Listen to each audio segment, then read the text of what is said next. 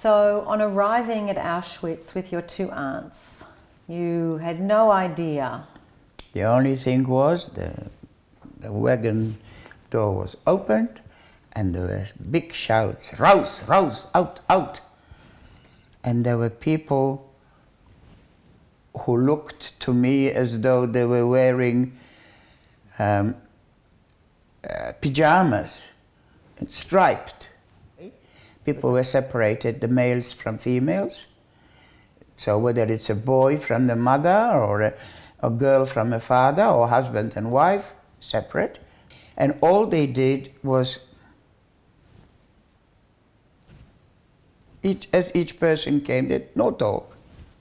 My stepmother was sent to that way, and myself and my other aunt that way. And the order was undress. And before you undress, give us all the jewels you have. And there was a sheet next to them on the ground. All your jewelry and anything of value into there and undress fully.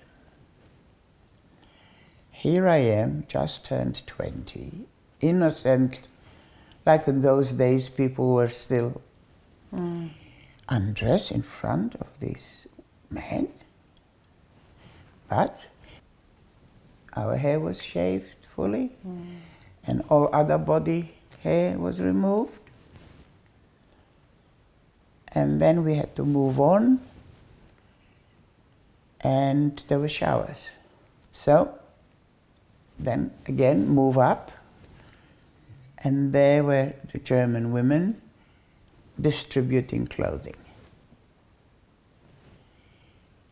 No underwear, no shoes.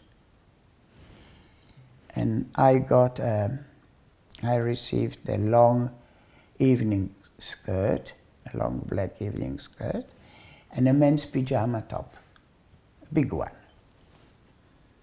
My aunt was similarly dressed. And when I looked at her, and this was my elegant aunt, who used to go to the hairdresser, who had manicured fingernails, who was always in fashion. I couldn't come to terms that this was her, and we didn't talk. Not long after, when I told you that she passed away,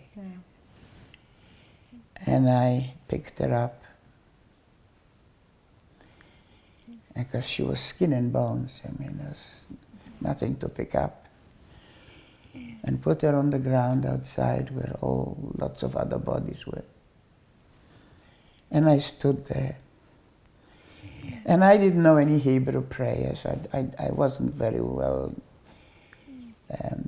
I wasn't educated with Hebrew and all that.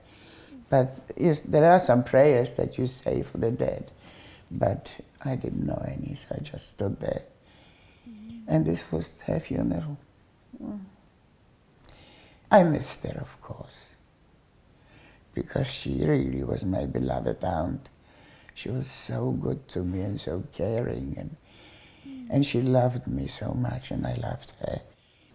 We came to shore, and we thought, well, this is the end of the war, we've survived. We come to shore. We couldn't believe our eyes.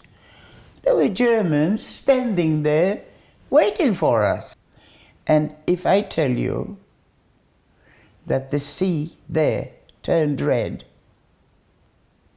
you must believe me. For a young person to see dead bodies is not easy.